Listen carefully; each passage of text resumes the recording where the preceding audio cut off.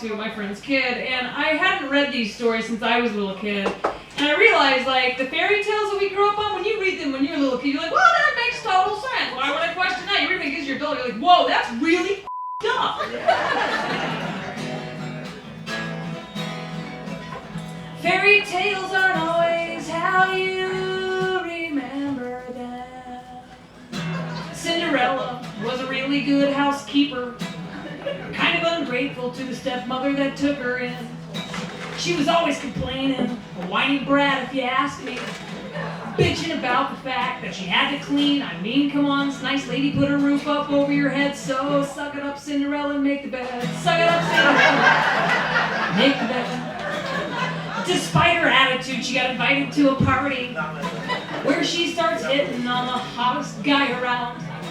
Well, Jesus, Cinderella, no wonder your stepsisters freaking hate you. Cinderella gets around, yeah, she's kind of a town pound. Then she gets drunk and starts acting like a stripper.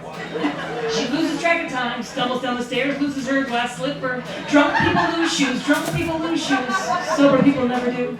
Drunk people lose shoes, sober people never do. See, fairy tales aren't always how you remember them. The story changes when you're grown up and when you were a kid. Let's look at the moral of the story that we learned from Cinderella. If you're a whiny little slut that goes to parties and gets drunk, you'll attract the wrong guy who might be rich, but it's a foot fetish. Because if you think about the prince who likes to make girls try on shoes,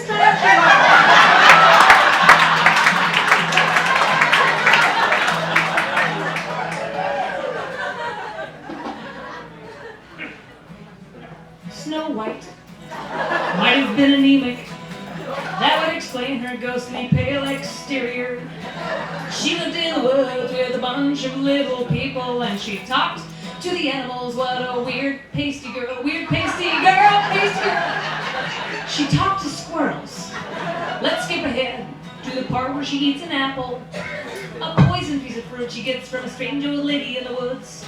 Snow White was pretty, but she was obviously stupid, and she ended up dying, and the cause of death was fruit. Death by fruit, death by fruit. Fruit, do-do-do-do, death by fruit, well, fruit, do-do-do-do-do-do-do. Here comes everybody's favorite part of the story. Snow White is rescued from death by a guy in the woods, slipping her the tongue when he just found out she was dead. See, fairy tales aren't always how you remember them. The story changes when you're grown up and when you were a kid. Let's look at the moral of the story that we learned from Snow White. If you take food from a stranger in the woods, you're in danger, then you die. Then a guy, a horny necrophiliac, will come across your body and make it your face.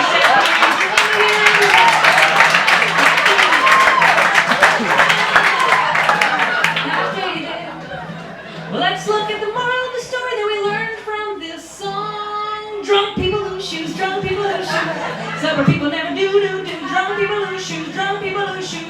Sober people never do. Everybody sing along now. Drunk people lose shoes, drunk people lose shoes. Sober people never do. Drunk people lose shoes, drunk people lose shoes. Sober people never do. Drunk people lose shoes, drunk people lose shoes.